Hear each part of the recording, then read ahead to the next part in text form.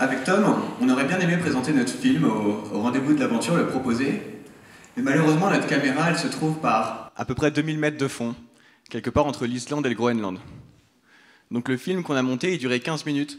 C'était pas assez pour le proposer. Donc on a décidé de simplement apporter une voile. Cette voile, qui a navigué un peu partout sur l'Atlantique Nord, mais qui n'avait plus vraiment d'utilité à bord d'un bateau, elle était trop vieille.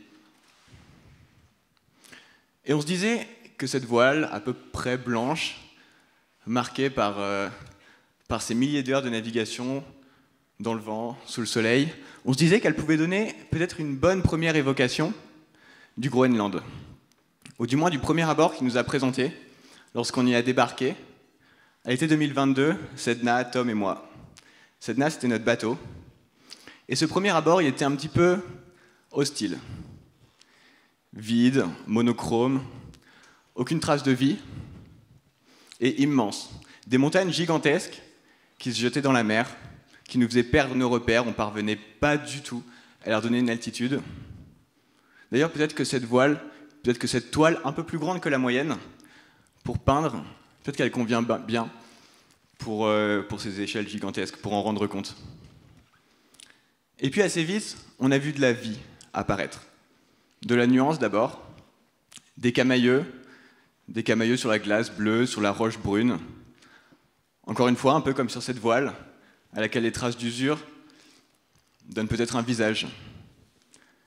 Puis après la nuance de la couleur, du bruit, du mouvement, des monstres qui surgissent à l'improviste, des migrateurs, des oiseaux, des baleines, qui sont invités sur place comme nous, dont le temps sur place est compté et qui devront repartir à la fin de l'été arctique. Des icebergs qui viennent du nord, échappés de glaciers dont on n'arrive même pas à imaginer les dimensions, et qui restent échoués à l'entrée des fjords en agonisant doucement. Des vagues, la houle de l'Atlantique, qui arrive de l'est, qui a traversé tout l'océan, qui a glissé pendant des jours et qui meurt en quelques fragments de secondes sur une plage noire. Face à elle, le vent qui arrive de l'ouest, qui arrive de l'Inland Sea, qui a traversé tout le Groenland, toute l'île, qui déboule sur les glaciers et puis qui retombe doucement au fond des fjords. Nous, Sedna, Tom et moi, on arrivait du sud. On arrivait du sud et on se disait que tous ces éléments qu'on rencontrait, c'était eux aussi des voyageurs, finalement. On rencontrait aucun Groenlandais et on n'a rencontré aucun Groenlandais durant ce voyage. En revanche, on a fait la connaissance d'une jurassienne, d'une peintre, Lise, qui nous a proposé il y a quelques mois qu'on vous raconte une histoire ensemble et qu'on essaye de redonner vie à cette voile dont le destin ne pouvait pas être de rester au fond d'un garage.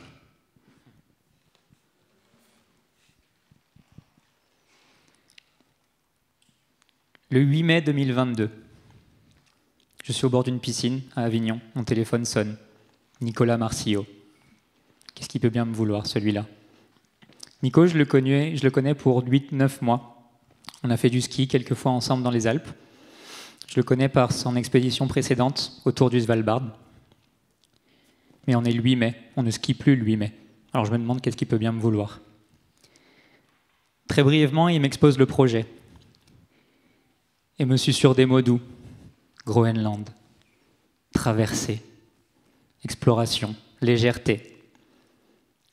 Tout de suite, j'accroche. J'accroche car c'est quelque chose dont j'ai rêvé depuis beaucoup de temps. Et là, c'est la possibilité que ça se matérialise. Ce rêve, ce projet, c'est de traverser de l'Islande au Groenland à bord d'un catamaran de sport non habitable pour explorer les montagnes de la côte Est. Un catamaran de sport non habitable, pour se le représenter, c'est 2 coques de 5,50 m chacune et de largeur peut-être 30 cm, qui sont reliées au milieu par un trampoline par 2 poutres. Un trampoline de 2 mètres par 2 mètres. Et un trampoline, évidemment, l'eau passe à travers. De chaque côté de ces coques, on a 2 petites ailes sur lesquelles on peut s'asseoir pour être un petit peu plus confortable. Un mât, évidemment, 2 voiles. Et ce sera notre compagne de route pour cette aventure. Ce qui me séduit dès le début de ce projet, c'est la composante de l'alliance de 2 milieux, redonner à l'approche sa valeur, redonner à l'approche son côté d'aventure. Et aussi l'alliance de deux personnes, de deux profils complètement différents. Une personne qui aime les montagnes, moi. Une personne qui aime la voile et qui connaît bien la mer, Nico. C'est la promesse d'une complémentarité, c'est la promesse d'un partage d'expérience. C'est la promesse d'être deux et chacun 50-50. Évidemment, il y a le côté légèreté. Avec un petit bateau comme ça, on peut porter très peu, alors d'aller avec vraiment le minimum. Ce qui implique aussi d'être discret dans le milieu, d'essayer de s'y fondre. Et évidemment d'espérer avoir peut-être un impact moindre et de pouvoir aller dans ces contrées en les dérangeant le moins possible. Finalement, c'était tout ça en le faisant de manière novatrice, nouvelle, tester des choses, expérimenter. Alors par cet appel de l'exploration, cette chose que je cherchais depuis beaucoup de temps et qui me tombe dessus, je m'engage et la quête commence. Quand j'appelle Tom, ça a l'air de sortir de nulle part, mais c'est loin d'être le cas. Ce que je lui proposais, c'est de partir au Groenland sur un catamaran de sport et d'explorer des montagnes. Mais derrière ces objectifs matériels, derrière cette idée d'itinéraire, ce que je lui proposais, ce que je lui demandais, c'était de m'aider à tester un concept et de m'aider à tester des hypothèses. Tout partait d'une frustration, une frustration qui était née pendant une expédition précédente, à bord d'un voilier déjà. Un voilier, c'est un moyen de transport fantastique. C'est le choix de l'autonomie, c'est le seul moyen d'accéder en autonomie par ses propres moyens, à ces littoraux sauvages de l'Arctique. Et le seul moyen de disposer sur place, ensuite, d'une autonomie logistique et matérielle pour y rester. Et ça, il n'y a aucun autre moyen de transport qui le permet. Mais un bateau, c'est aussi terriblement exigeant. Ça exige un soin constant, une attention quotidienne. Il ne peut pas se passer d'attention à un bateau, il ne peut jamais rester tout seul. Et souvent, ou systématiquement, le marin devient un peu l'esclave de son bateau. L'esclave de son bateau plutôt que le maître de son moyen de transport. Il doit rester avec lui au quotidien, hors de question de l'abandonner quelque part, de le laisser au mouillage dans une baie, quand on est loin de toute présence humaine, pour partir vagabonder pendant quelques jours dans les montagnes. Hors de question parce qu'on en est trop dépendant. Le bateau, c'est la seule manière de rentrer à la maison. Le bateau, c'est aussi ce qui contient tout notre matériel pour vivre sur place. Et à ce moment-là, le voilier, malgré tout ce qu'il permet, il devient un peu une contrainte dont on a envie de se libérer. Alors l'hypothèse à tester pour se libérer de cette contrainte, c'était celle de la légèreté. La légèreté, ça voulait dire éliminer tout le superflu et même une partie de l'essentiel.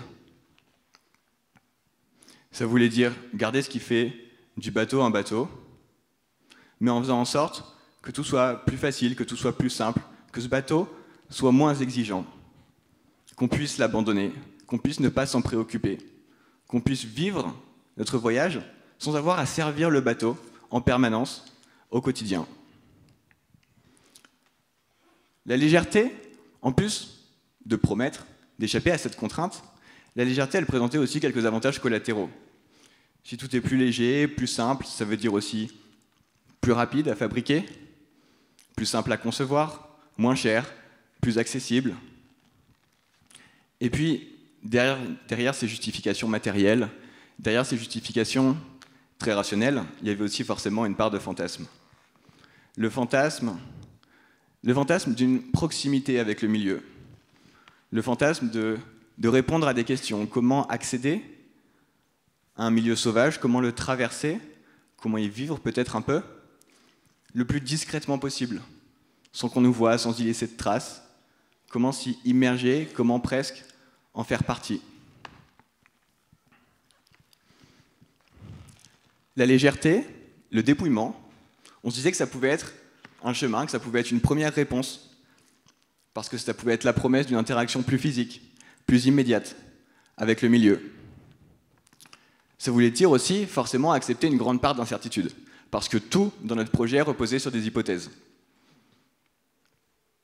Des hypothèses et des questions qui restaient quand même ouvertes. Comment est-ce qu'on peut transformer un catamaran de sport, avec lequel on a plutôt l'habitude de régater, à quelques centaines de mètres ou à quelques milles de la côte, comment le transformer en une embarcation hauturière, en un engin d'expédition?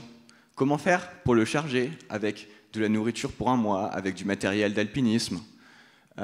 Comment faire pour qu'il soit capable de résister à des conditions hauturières, à du mauvais temps?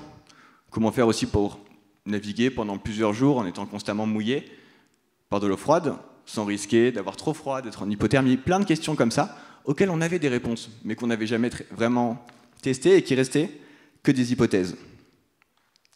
Et puis la légèreté, elle était attirante aussi, parce qu'elle rend vulnérable, parce qu'elle rend plus dépendant du terrain, des conditions météo, de ce qu'on rencontre, de l'inconnu qu'on va rencontrer, qu'on recherche aussi, qu'elle rend plus vulnérable, plus dépendant, et donc elle oblige à s'adapter au quotidien. Et cette adaptation permanente, elle faisait un peu partie de ce fantasme de l'immersion et de la proximité avec le milieu sauvage.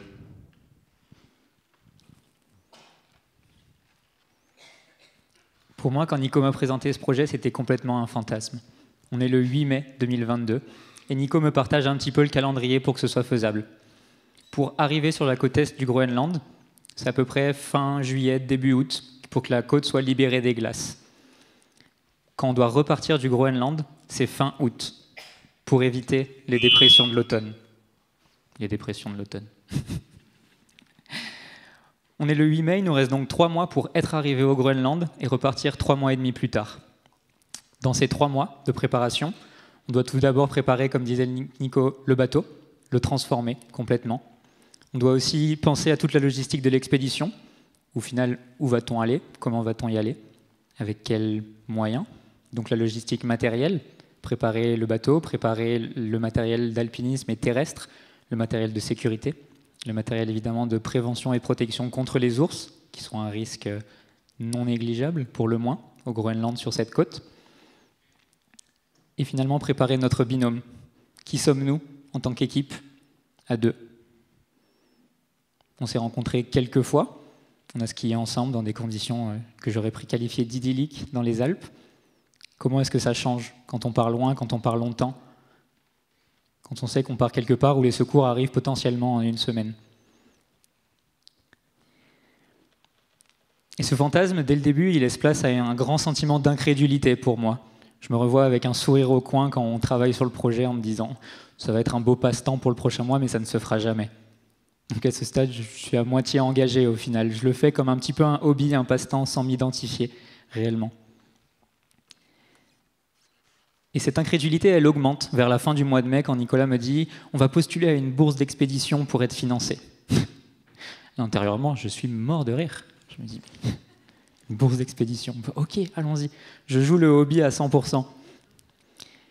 Et là, après quelques jours, on nous renvoie un mail « bravo, vous êtes sélectionné pour le jury ». Je dis « bon, ok ». Incrédulité augmente, je me dis on va être devant un jury de 10 personnes qui vont nous écouter pitcher notre projet. Ils nous écoutent pitcher notre projet et le lendemain nous rappellent « bravo, vous avez gagné ».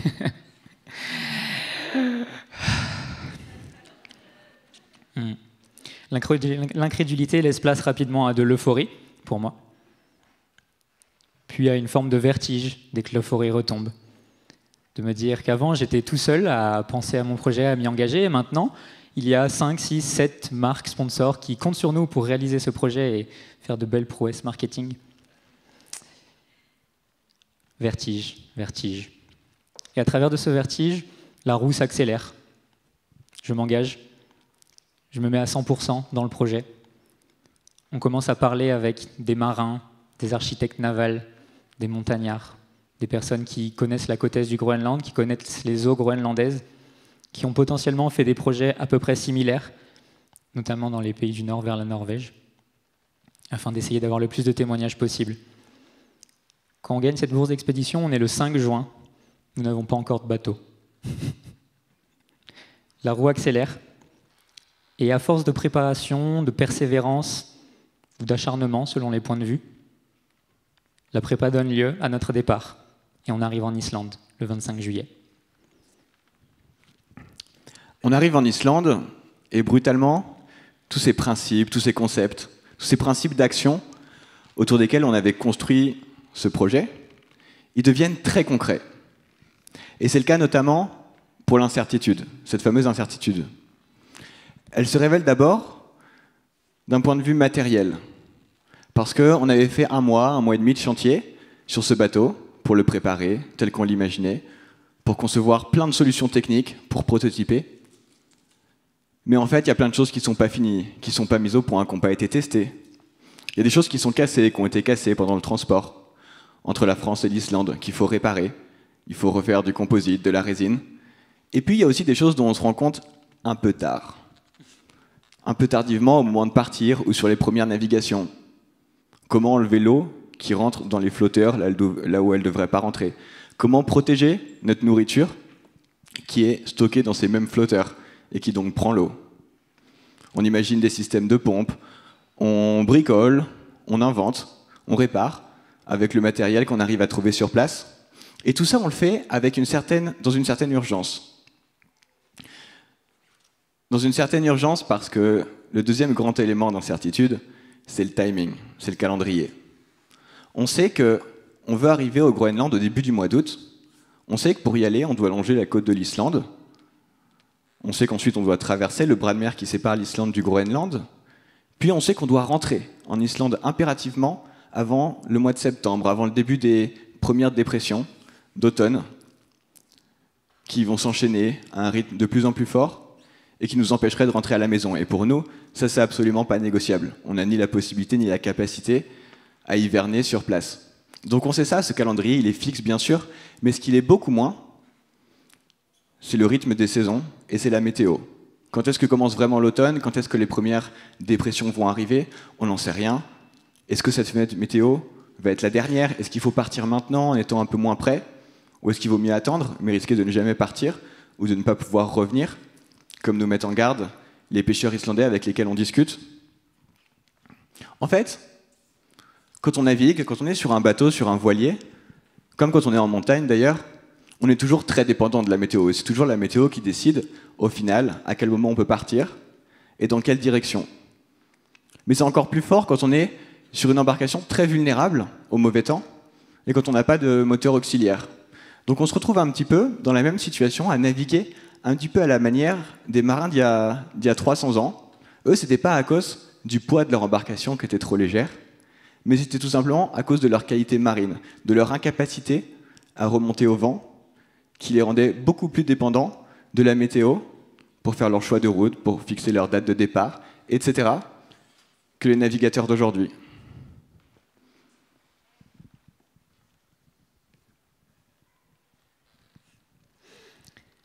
Nous arrivons donc en Islande. La première étape est de trouver un endroit pour remonter le catamaran qui a été envoyé en porte-conteneur, démonté en des plus petites pièces possibles. Et à force de rencontres et de rencontres, à notre arrivée, nous tombons sur un club de voile dirigé par Marcus. Marcus, c'est l'image qu'on peut se faire d'un Islandais. Le crâne rasé, une grande barbe blanche, un air assez ténébreux, mystérieux. On n'a absolument aucune idée de ce qu'il peut être en train de penser à ce moment. Un peu rond et avachi au fond de sa chaise, dans son bureau. Je lui explique le projet. Et là, il me regarde très sérieusement. Vous voulez traverser de l'Islande au Groenland sur ce catamaran?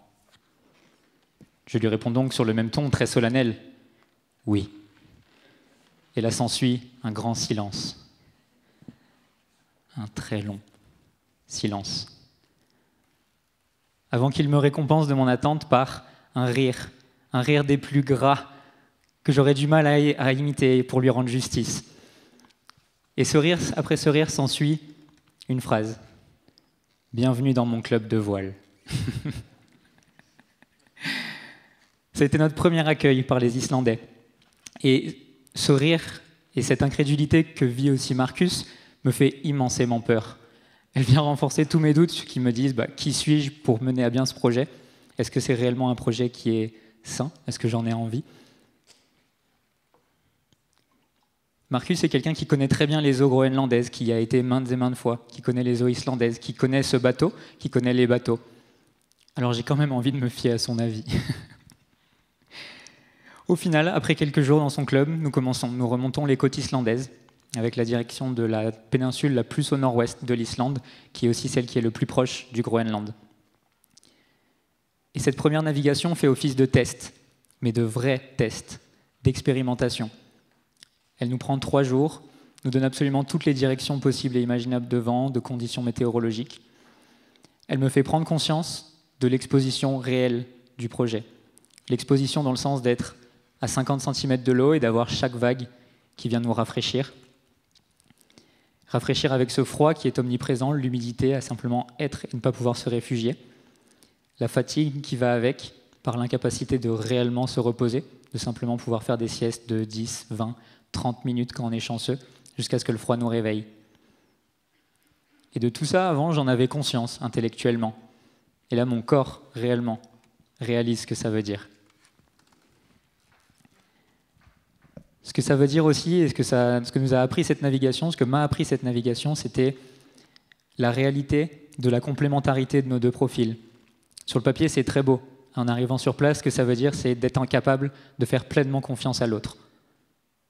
De faire confiance à son expertise, de faire confiance à ce qu'il sait, afin qu'il prenne les meilleures décisions. Et donc, nous arrivons après 3 jours au nord-est de l'Islande. Et à travers tous ces doutes, les planètes continuent de s'aligner pour nous. Nous arrivons à un ponton, Halldór, un autre Islandais, avec cette fois-ci un grand sourire, qui est tout ce qu'on ne pourrait ne pas s'attendre d'un Islandais. Nous dire « Bienvenue dans mon club de kayak, faites ce que vous voulez, vous avez des chambres, vous avez des douches, vous êtes chez vous. » Les planètes s'alignent. Dès notre arrivée, on prend conscience qu'une fenêtre météo va se profiler quelques jours plus tard. Halldór nous invite aussi fortement à acheter de la laine islandaise, parce qu'il fera très froid au Groenland. À force d'incitation, nous acceptons. J'avais d'ailleurs amené mon pull islandais qui avait été au Groenland, mais j'avais oublié, pas anticipé qu'il ferait si chaud sur scène. Et donc les planètes s'alignent jusqu'au dernier moment, où au 3e jour de préparation, nous sommes quasiment prêts à partir. Le soleil apparaît des nuages, pour la première fois depuis notre arrivée en Islande, et Nico a un éclair de génie. Nous allons tester le panneau solaire, qui est neuf. Et là, vous me direz, quelle est la probabilité qu'un panneau solaire neuf ne fonctionne pas ? Panneau solaire défectueux. C'est notre seul moyen d'alimentation à bord. Il est donc absolument inconcevable de partir sans. On essaye de parler à des gens qu'on a rencontrés, personne n'en a, jusqu'à ce qu'un bateau ami vienne nous rendre visite pour essayer de nous aider à le réparer. Et en surgit une jurassienne, peintre, qui nous demande notre problème. Je lui explique, bon, un panneau solaire 28 watts qui ne fonctionne pas. Et moi, je regarde au loin, très déprimé, et elle me dit, oh, si vous voulez, j'ai dans mon sac à dos un panneau solaire portable de 28 watts. Mais donc, tu vas en avoir besoin si tu as un panneau solaire. Ah non, non, je suis sur un bateau qui est équipé 100% de panneaux photovoltaïques. Ils ont un vrai parc photo. D'accord. Nous acceptons, évidemment, on n'a pas d'autre option, et une demi-heure plus tard, on est de nouveau sur le départ. Ces planètes s'alignent, et grâce à cette livraison de panneaux solaires fraîchement livrés depuis le Jura jusqu'au nord-ouest de l'Islande, nous pouvons partir. Cap plein nord, direction le Groenland. Moi, j'étais assis sur une des coques du catamaran, dans la ville d'Isafjordur, devant un club de kayak, et je commençais à me dire qu'il fallait que je fasse peut-être le deuil de cette expédition au Groenland, qu'on allait peut-être simplement se balader dans les fjords du nord-ouest de l'Islande. J'essayais de me motiver, d'y trouver de l'intérêt, et puis je vois Tom arriver en courant, avec dans une main un panneau solaire, et dans l'autre, une batterie, dont il avait dépouillé un touriste. J'ai jamais très bien compris la négociation qu'il avait menée pour trouver la batterie qui allait avec le panneau solaire de Lise. J'avais payé, ce n'était pas un dépouillement. Mais 30 minutes après, on quittait la baie, on quittait le fjord d'Isafjordur. Et quand on largue les amarres, c'est un peu là que les choses sérieuses commencent. Mais pour nous, c'est surtout un immense soulagement. Parce qu'à ce moment-là, toutes les incertitudes, tous les doutes, toutes les hésitations, les discussions aussi qu'on a vues entre nous sur la météo, sur la pertinence de partir à ce moment-là, sur cette fenêtre sur laquelle on comptait pour traverser, et puis aussi l'urgence, la pression, tout ça, ça s'évapore. Et ça laisse place uniquement à la satisfaction de voir enfin les choses se concrétiser, et puis à l'excitation du départ. C'est renforcé par un soupçon d'adrénaline, enfin un peu plus qu'un soupçon d'ailleurs, une bonne dose d'adrénaline pour déboucher sur une forme d'euphorie. On se retrouve dans le détroit du Danemark. Le détroit du Danemark, c'est ce bras de mer qui sépare l'Islande du Groenland, et j'ai beaucoup de mal à l'appeler détroit. C'est un peu frustrant, je trouve, parce que c'est un bras de mer qui fait quand même 360 km de large. C'est beaucoup plus que la Manche. Donc c'est une vraie petite traversée. Et ce détroit du Danemark, pour nous, il a vraiment eu un caractère de frontière. On était parti d'Islande avec une bonne brise portante, des conditions parfaites, une météo plutôt sèche. On s'attendait à avoir de la neige pendant la traversée, mais tout allait bien. Et puis, lorsque la deuxième nuit est tombée, le vent est tombé avec elle. Et on s'est retrouvé dans une pétole totale, une absence complète de vent, à être bercé par une longue houle résiduelle, dans une brume épaisse qui s'était imposée, qui entourait complètement le bateau. C'était totalement opaque. Et puis derrière cette brume, des lumières. On ne savait pas trop d'où elles venaient, on ne comprenait pas trop. Rose, verte, bleue, elles changeaient de couleur. C'était totalement psychédélique. Et derrière cette brume, il y avait les soufflements rauques des baleines qui nous faisaient sursauter. On les devinait toutes proches, très très proches. Ça faisait un peu peur d'ailleurs, mais on ne parvenait pas à les voir. On avait l'impression d'être ailleurs, nos voiles étaient affalées sur le bateau. On se laissait simplement dériver avec les icebergs. On savait qu'ils nous entouraient parce qu'on les avait vus avant les tombées de la nuit. Et lorsque le jour s'est levé, lorsque la brume s'est dissipée, le vent est revenu en même temps, et on a aperçu les côtes du Groenland, on les voit de très loin, à plus de 70 km, parce que les montagnes sont très hautes. Et on avait vraiment l'impression d'avoir changé d'univers, que cette nuit, on avait passé un sas, et qu'on débouchait presque sur un autre monde, celui du sauvage. Un sauvage qui était quand même très accueillant. On est arrivé au Groenland avec des conditions parfaites, un grand ciel bleu, le vent qui tourne, juste avant qu'on atteigne la côte, pour nous permettre d'entrer exactement dans la baie qu'on avait repérée sur des images satellites et qui nous semblait la plus hospitalière, qui tourne et puis qui tombe au moment où on entre dans cette baie pour laisser simplement un petit courant d'air, l'idéal pour simplement explorer, reconnaître cette baie et choisir le meilleur moment où mettre pied à terre. En mettant pied à terre, forcément on ressent un grand sentiment d'accomplissement parce que c'était la première réussite dans ce projet, c'était l'aboutissement de plusieurs mois d'efforts, et c'était aussi une première confirmation du bien fondé, de la pertinence de ces concepts, de ces hypothèses qu'on avait tracées quelques mois plus tôt, de ce pitch qu'on avait formulé un peu sur la légèreté de manière très abstraite qu'on avait proposé à cette bourse d'aventure, qu'on s'était proposé à nous-mêmes, dont on s'était convaincu nous-mêmes, mais qui restait jusqu'à ce moment-là très abstraite. On avait passé aussi le premier moment critique du voyage, cette traversée en haute mer, et à partir de ce moment-là, on pouvait dicter le rythme, l'intensité du voyage au jour le jour, avec moins d'urgence. Et on découvrait les bons côtés de l'incertitude. Ces bons côtés, c'était de ne pas avoir d'objectifs géographiques précis, de ne pas avoir prévu à l'avance de vouloir aller grimper tel sommet ou tel glacier, de ne pas avoir d'itinéraire à terre, et donc de pouvoir tout simplement se laisser porter au jour le jour, choisir chaque jour où on voulait aller en fonction des montagnes qui nous semblaient les plus belles, ou de la direction dans laquelle le vent soufflait. En arrivant sur la côte, on avait repéré, Tom et moi, de façon complètement indépendante, sans se concerter, mais on s'en est rendu compte après coup, la même montagne, une pyramide, très loin. On avait du mal à estimer la distance qui nous séparait d'elle. On avait du mal à l'identifier sur les cartes satellites qu'on avait avec nous. Mais elle était différente de toutes les montagnes qui l'entouraient, de tout le reste du paysage. Elle était parfaitement symétrique, parfaitement géométrique, toujours enveloppée dans un voile un peu pudique de brume, de neige, alors que le reste du paysage était plutôt clair. Mais on savait dans quelle direction elle était, et ça nous suffisait, étant donné qu'on ne s'imposait rien en termes d'itinéraire. Dès qu'on a été un petit peu reposé après la traversée, on a simplement marché dans sa direction. On savait vers où elle était, et ça suffisait, tout le reste. Après tout, c'était de la logistique.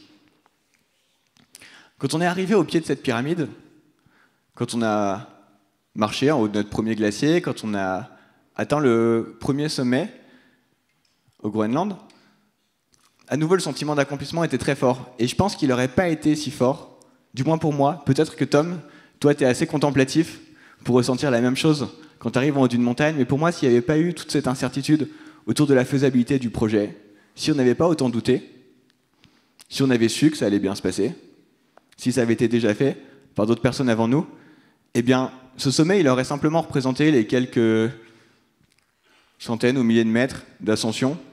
Il aurait simplement représenté quelques heures d'effort, alors que l'air représentait beaucoup plus. Et à ce moment-là, il y avait aussi Une sorte de flottement qui s'est imposé dans notre voyage.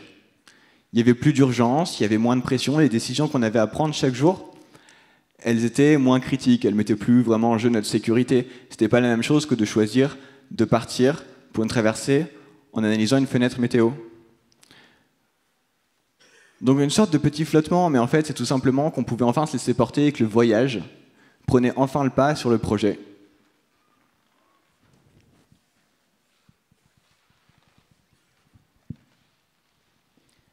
Ce voyage au Groenland. Le Groenland, c'est quand même toute une ambiance. Au-delà des distances, de la solitude, des anecdotes d'expédition que je pourrais vous raconter maintenant, ce qui m'a particulièrement marqué, c'est cette ambiance un petit peu Far West qu'on y retrouve. La première composante assez particulière, c'est que pour entrer sur la côte est du Groenland, il faut un permis. Et pour ce permis, il faut être armé. Il faut donc avoir une carabine, c'est une obligation. Avec évidemment tous les autres moyens de protection, de prévention, qui sont aussi nécessaires à côté de ça. Mais ça donne déjà une certaine ambiance d'arriver là-dedans et de se retrouver proie, de redevenir une proie.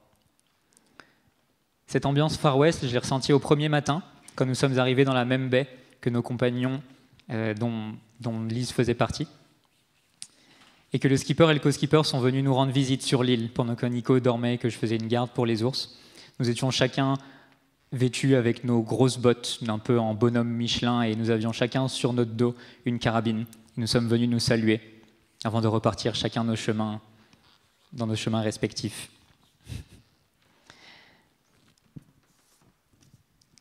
Cette ambiance Far West, elle était complétée avec une géographie assez particulière. Il faut imaginer les montagnes des Alpes, des pics acérés, directement accessibles du niveau de la mer. Aucun arbre, des rochers, de la neige, de la glace. C'est tout. Cette ambiance, elle est complétée évidemment par la pression de l'ours. Et cette pression, c'est quelque chose qu'on avait bien sûr anticipé.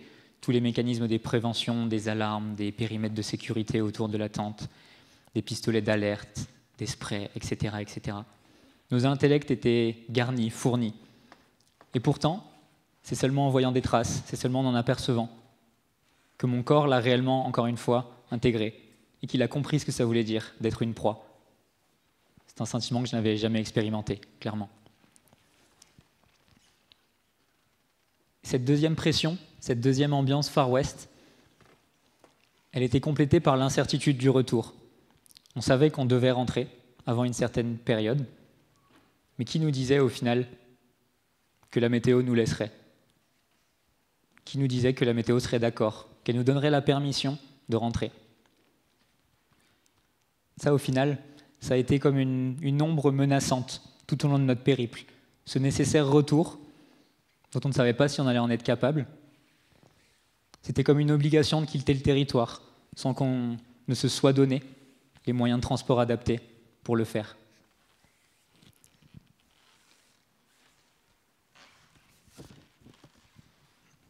En fait, cette légèreté sur laquelle on avait basé tout notre projet, toute notre préparation matérielle, cette légèreté, tout d'un coup, elle se retrouvait à l'épreuve du terrain.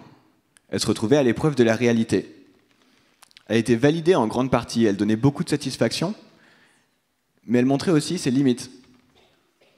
Et elle montrait aussi qu'elle faisait naître de nouvelles contraintes. On arrivait à échapper à celles qu'on avait voulu fuir, mais il y en avait d'autres qui apparaissaient. Elle apportait beaucoup de liberté, la légèreté. Moi, c'est la première fois que je pouvais partir en montagne, comme ça, l'esprit libre, pendant plusieurs jours, sans m'inquiéter pour le bateau que j'avais laissé en bas, à l'ancre, sans avoir peur qu'il soit emporté par un iceberg dérivant, ou qu'il soit mis à mal, que son ancre dérape à cause du mauvais temps inattendu. J'avais pas à m'en préoccuper parce que notre petit bateau, on pouvait simplement le hisser sur les plages, l'attacher à des rochers, et on savait qu'il serait en sécurité. Et en même temps, on perdait en liberté, parce que chacune de nos décisions au quotidien, elle était prise en devant prendre en compte la perspective du retour. Tous nos itinéraires, tout notre planning étaient soumis à cet impératif. On gagnait aussi en autonomie, et on perdait en autonomie par la légèreté, parce qu'on restait conditionné à cette quantité de matériel extrêmement faible qu'on avait apporté avec nous, à cause de la charge utile très limitée du catamaran, Et donc chaque kilogramme de nourriture, chaque kilogramme de matériel était compté. Et ça limitait forcément le temps qu'on pouvait passer sur place. Nos jours sur place étaient comptés, et on n'avait pas vraiment de marge de manœuvre à cet égard. Donc on perdait, en fait, en autonomie. On était plus proche du milieu qu'on n'avait jamais été. Et cette proximité, ce qu'elle nous révélait, en fait, c'était aussi notre inadaptation. C'était à quel point on restait dépendant du matériel qu'on avait avec nous, et à quel point on restait dépendant de la nécessité de revenir, de repartir, de rentrer chez nous, avec les moyens qu'on avait amenés avec nous à la fin du voyage.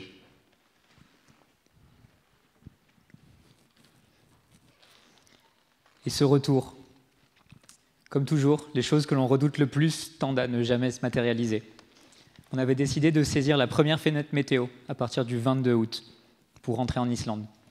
Le 22 août, à 4 heures du matin, une fenêtre météo apparaît. Nous partons au milieu d'un champ de glace qui remplissait le fjord avec la marée, direction le large et direction l'Islande. On se retrouve donc avec une fenêtre météo assez large, de 3 à 4 jours, mais avec très peu de vent. C'est probablement la dernière image que l'on se ferait en entendant quelqu'un dire « Je suis allé naviguer sur un catamaran de sport dans l'Arctique ». C'était la navigation la plus calme, la plus douce, la plus paisible et aussi la plus ennuyeuse que j'ai jamais connue de toute ma vie. Ce peu de vent se traduisait aussi par une magnifique visibilité. On voyait les montagnes du Groenland, il faisait beau, on était en plein soleil, on n'a quasiment pas eu froid. On entendait le souffle des baleines très loin. Mais ce peu de vent, ça voulait aussi dire qu'il fallait quand même avancer. Et faire avancer un petit bateau comme ça, sans vent, la seule solution, c'est de pagayer. J'ai des séquelles, rien qu'à y repenser. Voir une rame maintenant, ou une pagaie, me fait quelque chose de vraiment désagréable.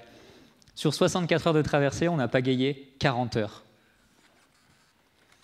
Pagayer sur un catamaran, il a 2 coques. Si l'un pagaille à droite, le bateau va à gauche. Si l'un pagaille à gauche, le bateau va à droite. Et s'il n'y a qu'une seule personne qui pagaie, car l'autre doit quand même dormir, le bateau va juste à gauche. Donc il faut faire des manipulations qu'on a découvertes, bref, pas très intéressantes.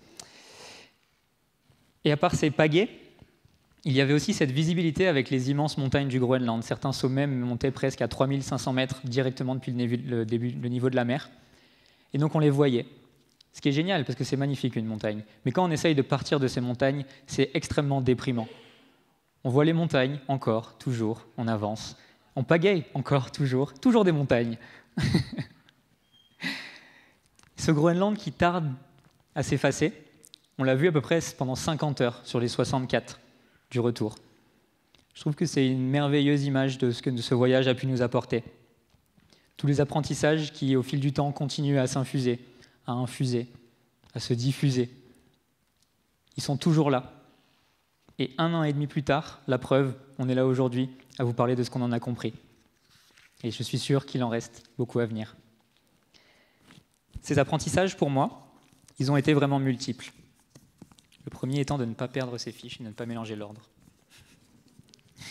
Ça a été vraiment déjà le décalage du retour, le décalage de l'expérience, du vécu, avec ce quotidien qui est tellement différent. Revenir dans une ville, travailler, voir des amis, chercher à manger dans un supermarché, ouvrir le robinet, que de l'eau coule, pouvoir dormir sur mes 2 oreilles et savoir que les seuls dangers, plus ou moins, sont mes colocataires qui peuvent rentrer et faire du bruit, qu'il ne soit même pas un ours qui déchire ma tente. Ce décalage-là était vraiment puissant pour moi avec une forme de dissociation. J'avais des souvenirs qui revenaient et je me disais « Waouh, quel paysage! Oh, il y a 2 personnes sur un bateau, putain, ça a l'air génial, ils ont l'air de s'amuser. » Jusqu'à ce qu'au bout de quelques minutes, mon cerveau me dise « Mais Tom, c'est toi ?» Ah. Ça m'a pris de longs mois avant de pouvoir reconnecter et de respirer dans ces souvenirs, de m'en imprégner. Le deuxième grand apprentissage, ça a été un grand recul sur les risques, la prise de risque, ce qu'on appelle la prise de risque, prendre un risque. C'est une expression fantastique, n'est-ce pas? Prendre un risque, ça veut dire considérer les conséquences, la probabilité de ces conséquences, et voir qu'est-ce qu'on en retire, quel est le gain au final à courir cette probabilité et à faire face à ses conséquences. Et donc les 3 questions que je me suis posées, c'était au final, est-ce que le gain était suffisant? Est-ce que j'en ai tiré quelque chose qui en valait la peine? Est-ce que c'est OK pour moi de prendre un risque avec une probabilité telle qui est de ne pas revenir chez moi? Pendant toute la préparation et pendant toute l'expédition, on jouait avec des risques calculés. En effet, on les avait calculés. Et tout a été comme sur des roulettes. Les planètes se sont alignées, des anges sont apparus, la météo a été avec nous. Est-ce que c'était des risques calculés ou pas? On ne saura jamais. La plus grande frustration pour moi au retour, ça a été la question que la majorité des gens me posaient, nous posaient. Alors, et la suite? Comme si on se devait d'avoir une suite, de repartir, de faire quelque chose d'autre. Faire. Et ça a été très décourageant pour moi au final. Avec du recul, ce que j'ai pris conscience, c'est la question que j'aurais aimé qu'on me pose, c'est qu'est-ce que tu en as appris? Comment est-ce que ça a changé quelque chose pour toi? Qu'est-ce que tu en as tiré? La suite aura elle-même toujours une suite. Alors laissons-lui la place, l'opportunité, le temps d'improviser. Et au final, quoi en faire? Au retour chez moi, quoi faire de cette aventure, de ces souvenirs? Au début, la seule réponse que je trouvais, c'était d'y retourner, de chasser le phoque avec les Inuits.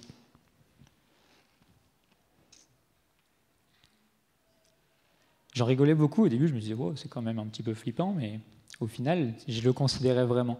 Et petit à petit, chemin se faisant, j'ai repris goût, j'ai repris contact avec la société, avec des gens, avec des foules, avec d'autres partages que celui de la nature pure et sauvage. J'ai retrouvé de la paix dans mon quotidien, de la paix dans les interactions, de la paix dans mon travail aussi. Et au final, ça a été une force absolument colossale dans ce domaine, où j'accompagne des personnes, des groupes, des équipes, dans des sujets professionnels ou sportifs. Et ce que ça m'a permis, c'est de vraiment être en mesure et d'avoir cette expérience de les accompagner à creuser, comme moi j'ai pu creuser mes motivations profondes, à vraiment aller chercher ce qui m'anime au quotidien en tant qu'être humain. Et depuis, c'est un vrai bonheur. Alors merci le Groenland.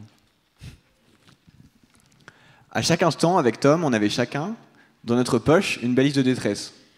Donc une balise de détresse, c'est un petit boîtier jaune qu'on a avec nous, sur lequel il y a un bouton, et qu'on peut activer si on se retrouve en danger vital et qu'on souhaite appeler à l'aide et recevoir des secours. Un rêve que j'ai, c'est de pouvoir prendre cette balise de détresse et la jeter à la mer, c'est de pouvoir m'en débarrasser et de faire pareil avec ma combinaison sèche, avec ma tente, avec mes réserves de nourriture, avec tout le matériel que j'ai amené avec moi, et y compris avec mon bateau. Pas forcément pour le faire, mais simplement pour ne pas avoir peur de les perdre, pouvoir me dire que j'en suis pas dépendant, que je pourrais évoluer, me déplacer, survivre sur place, sans tout ça. Et c'est là que je trouverai sans doute une vraie immersion dans ce milieu. Mais je sais que c'est impossible. Je sais que c'est impossible, et pourtant j'ai envie de continuer à y voir une quête. La quête de l'immersion, de la discrétion dans ce milieu, de la proximité avec ce milieu comme un objectif que j'atteindrai sans doute jamais totalement, mais dont je peux essayer de me rapprocher. Et le dépouillement qu'on a essayé de mettre en œuvre, de prendre comme principe d'action avec Tom, ça peut être un chemin vers cette quête. Un autre chemin, ça peut être aussi d'accepter l'incertitude, d'accepter l'inconnu, d'accepter la surprise, de les rechercher même. L'incertitude, c'est quelque chose de très excitant, et c'est aussi souvent ce qui fait peur, ce qui inquiète, ce qui met le plus mal à l'aise. Mais est-ce que cette incertitude, ce ne serait pas aussi ce qui distingue ce genre de voyage de la performance technique, de la performance sportive, et qui fait qu'on peut parler d'une aventure? Merci.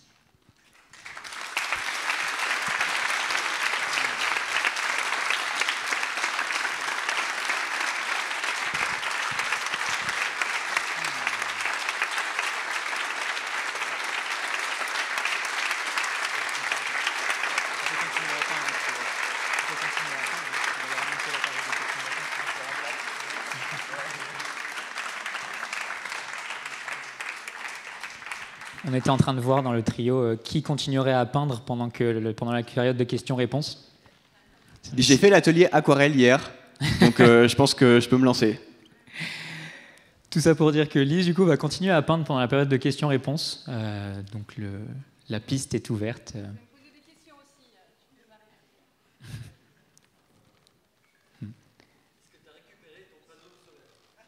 On a rendu son panneau solaire à Lise, absolument. Oh là, ça c'est ma faute, ça, direct, ça sort les blâmes. Faut s'imaginer qu'on avait 2 épaisseurs de collants thermiques, une combinaison thermique de grosse, avec épaisse comme ça, une polaire, un pull, une combinaison sèche, 5 mm de gants en néoprène, 5 mm de cagoule en néoprène. Donc c'est-à-dire que je ne sentais absolument plus rien. Donc j'avais attaché la GoPro à mon poignet, et à un moment elle n'était plus là. Tout simplement. C'était à l'aller. Ouais, à l'aller. Après, il m'a plus adressé la parole pendant à peu près 7 ou 8 heures sans que je comprenne pourquoi. Si, je crois, mais je crois qu'il était en colère contre lui-même.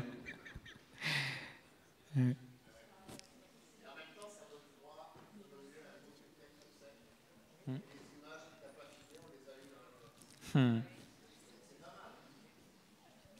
fait du mieux qu'on peut.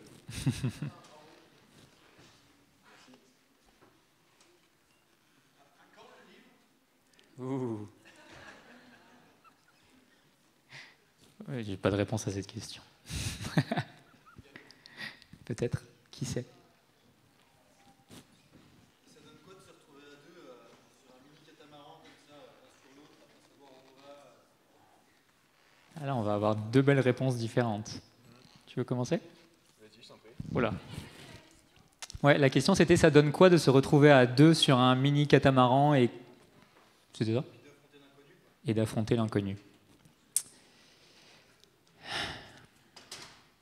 Il y a quelque chose d'assez particulier parce qu'au final, vu qu'on n'avait pas de pilote automatique, on devait barrer, donc guider le bateau 24 heures sur 24, 7 jours sur 7, tout le temps quoi.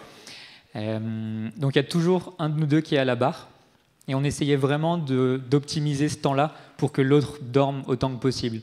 Donc il y avait de longues périodes où en fait on se marchait pas l'un sur l'autre. Il y avait une des 2 personnes qui était sur le trampoline et qui dormait et l'autre qui gérait le bateau. Donc il y a cet aspect un petit peu lunaire de se retrouver des fois, de suivre un cap, de réveiller l'autre et de discuter des conditions qu'il se rendorme. Donc il y a beaucoup de temps qu'on passait en solitaire au final. Dans les temps où on était 2, c'était soit des temps où on était moins fatigué parce qu'il n'y avait pas du tout de vent. Donc on était là à profiter du soleil ou simplement des accalmies. D'autres temps où on était dans des conditions plus difficiles où du coup on ne parlait clairement pas. Et l'idée était juste d'essayer d'avoir le moins froid possible, de tenir le cap et de ne pas chavirer le bateau. Et des temps après où on mangeait ensemble de temps en temps. Donc on avait quand même des... J'ai l'impression, en tout cas de ma perspective, qu'on a eu peu de discussions pendant les navigations. Où c'était assez dormir, manger, faire avancer le bateau. On se concentrait sur l'essentiel. Et c'est vrai qu'on avait souvent des moments solitaires, mais dans ces moments, on restait quand même à 1 mètre, 1 mètre 50 l'un de l'autre. Et celui qui se reposait, c'était toujours dans un demi-sommeil en combi sèche. Donc moi, j'avais plutôt l'impression opposée, c'est-à-dire le fait qu'on soit toujours ensemble et qu'il n'y en ait jamais un qui dorme totalement. On pouvait s'adresser la parole même quand on se reposait, en fait. Et on continuait à le faire parfois quand on avait une question, quand on avait un doute sur la manœuvre à faire ou la direction à prendre. Et en fait, naviguer à 2 sur un mini-kata dans ces conditions, ça se passe bien. Ça se passe mieux, je pense, qu'on peut l'imaginer. Et notamment grâce au matériel qu'on a à disposition. Une combinaison sèche, une combinaison thermique, c'est des matériels extraordinaires qui protègent vraiment très bien des éléments extérieurs. Et ça change vraiment la vie quand on est à bord. Donc on a toujours froid, on est toujours mouillé, mais ce serait impossible sans ces matériels techniques. Ça dépend de la définition de se protéger des éléments extérieurs, en effet.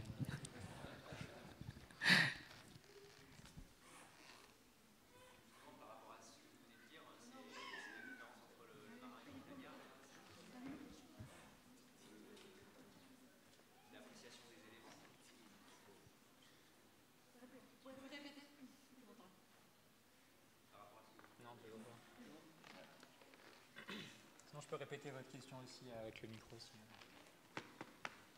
appréciation, c'est propre à la différence entre le marin et le montagnard, les éléments, le froid et tout ça. Enfin, visiblement, vous n'avez pas du tout la même perception de cette traversée dans vos réponses. Bah, on n'avait pas la même expérience aussi, tout simplement. Tom, pour toi, il y avait une plus grande part peut-être de découverte. C'était naviguer dans ces conditions, c'était une découverte pour tous les deux. Mais pour toi, Tom, c'était aussi une découverte du large. Donc forcément, ça déboussole davantage, je pense. Et ça a dû être une expérience beaucoup plus intense pour toi. Oui, en effet, il y a quelque chose au niveau de l'expérience aussi, juste accumulée, où j'avais déjà fait du bateau dans des conditions beaucoup plus faciles. J'avais relativement peu fait de large, du moins de manière aussi active. Et c'était la découverte aussi du froid extrêmement humide, en fait. Ce froid humide qui transperce vraiment tout, où j'ai préféré un moins 30, moins 40 avec du vent en Laponie à être dehors toute la journée que ce froid-là qui vraiment vient saisir. Et surtout ce froid dont on ne peut pas se départir. Il n'y a pas de petite hutte avec un feu qui arrive à la fin de la journée. Et pas de feu tout court, même après le voyage d'ailleurs, parce qu'il n'y a pas d'arbre au Groenland. Donc, la seule flamme qu'on a vue, c'était notre réchaud, et franchement, ça ne réchauffe pas du tout.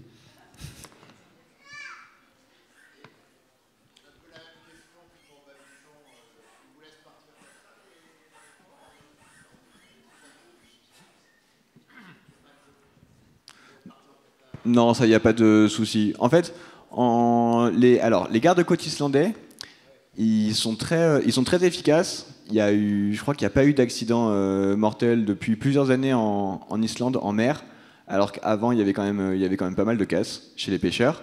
Donc ils en sont très fiers et ils font très attention à suivre tous les bateaux qui se déplacent.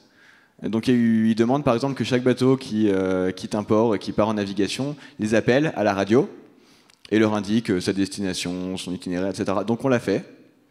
Et il y a eu un petit quiproquo quand ils nous ont demandé la longueur de l'embarcation et qu'on leur a répondu en leur donnant la longueur en pieds et qu'ils ont cru que c'était en mètres.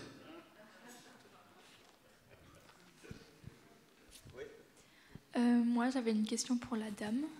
Je voulais savoir depuis quand vous peignez. Eh bien, ça fait fort longtemps. J'ai toujours aimé en fait dessiner.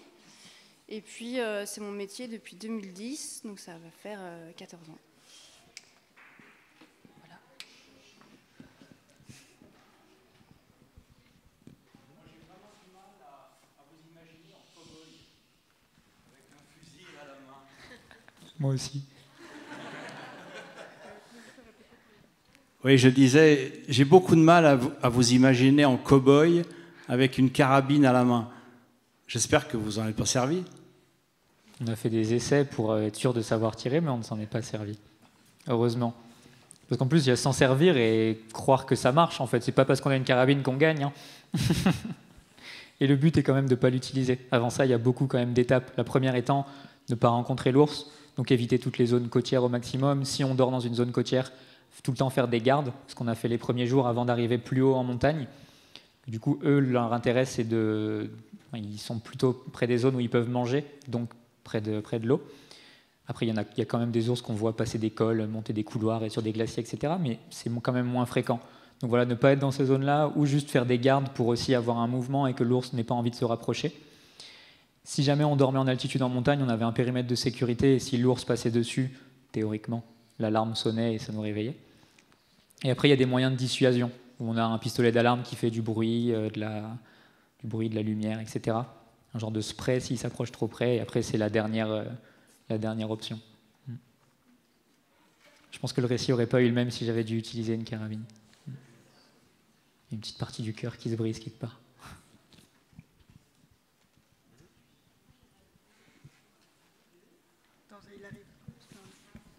Alors, même moi, je vous entends pas. Je vous entends pas non plus ici. Est-ce que vous parlez pas plus fort? Ah, un micro, merveilleux. Le micro ne marche pas.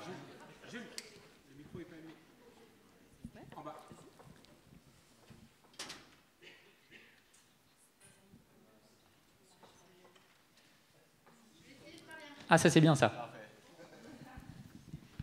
1, 2. Oui. Yes. Alors, en fait, j'aimerais savoir, avoir les deux avis, hein, puisque vous êtes deux. Est-ce que vous connaissez l'ouvrage de Paul-Émile Victor, J'ai toujours vécu demain? Est-ce que l'un d'entre vous a lu cet ouvrage? Je connais de nom, je ne l'ai pas lu. Pareil. D'accord.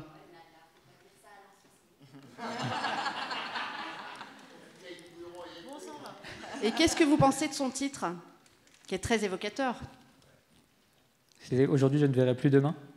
J'ai toujours vécu demain, durant toutes ces explorations en fait polaires. J'aimerais vraiment avoir votre avis, dans le sens où vous avez quand même incarné aussi, en quelque sorte, une exploration polaire. Pas à son échelle, mais dans cette dimension-là, en tout cas. Alors c'est difficile, je pense, à répondre à un titre, parce que moi, je peux l'interpréter de plein de manières différentes. Oui, mais comme je l'interprète aujourd'hui, j'ai toujours vécu de moi. Moi, c'était cette idée de toujours être dans la projection, dans le futur, de jamais vraiment vivre l'instant. Et nous, il y a une partie de ça, au final, où on vivait dans l'instant, on était dans l'incertitude du moment, mais on avait toujours à penser à ce retour, au truc d'après. À ce retour, en fait, après les 10-15 jours qu'on avait passé sur place, cette incertitude de est-ce qu'on va pouvoir rentrer. Donc moi, il y a cette première composante-là qui me vient, et après, au niveau plus global, plus systémique, cette tendance que j'ai pu remarquer à vouloir penser à la suite, la prochaine expédition, et qu'est-ce que tu fais l'année prochaine, quel est ton prochain projet. Donc voilà, c'est des valeurs qui, moi, me correspondent plus du tout, et je pense que je suis en train de tendre vers l'opposé, où vraiment maintenant je fais quelque chose pendant 1 heure, je m'assois une demi-heure, je me dis qu'est-ce que ça m'a fait vivre, etc. Mais je pense que les deux ne sont pas foncièrement incompatibles, c'est juste une manière d'envisager le projet. Et pour moi, la suite, maintenant, 1 an et demi plus tard, j'ai envie de dire pourquoi pas une suite, mais très différemment, avec beaucoup moins de risques encourus, parce que je me rends compte de la valeur que ça a pour moi, et potentiellement beaucoup plus lentement, encore plus lentement, en prenant le temps et plus sur la durée. D'accord. C'est ce que ça m'évoque. Et puis vous? Vous parliez d'exploration. Nous, on n'a pas exploré géographiquement. Je pense qu'on a peut-être exploré des techniques, on a exploré des moyens. Et Tom, tout à l'heure, parlait de la complémentarité entre nous deux. Donc on était complémentaires par nos profils, nos compétences, etc. Et on avait aussi des motivations différentes. Je pense qu'on recherchait des choses différentes dans cette expédition. Ça a fait partie du succès, je pense, de notre voyage. Mais pour moi, je cherchais des réponses. Je cherchais à tester des choses. Et j'ai parlé un peu en introduction de cette conférence de la frustration qui était un peu à l'origine de ce projet. Et ce projet, il a répondu à cette frustration, mais il en a fait naître d'autres. Il a fait naître d'autres frustrations, d'autres envies, et d'autres envies de choses à tester, d'autres hypothèses qu'on a envie de tester. D'accord. Merci.